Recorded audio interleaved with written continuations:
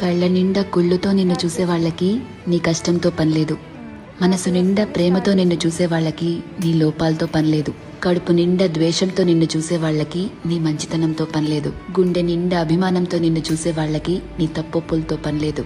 రక్తం నిండా కోపంతో నిన్ను చూసే వాళ్ళకి నీ పశ్చాత్తాపంతో పనిలేదు.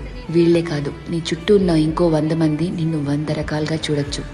వాళ్ళందరూ వాళ్ల లోపల ఉన్న ఎమోషన్తోనే నిన్ను చూస్తారు.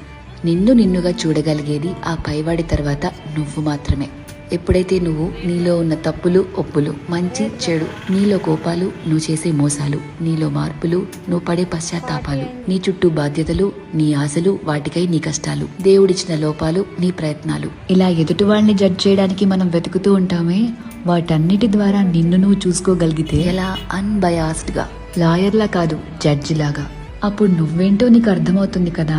అదే సెల్ఫ్ అవేర్నెస్ అంటే. Self awareness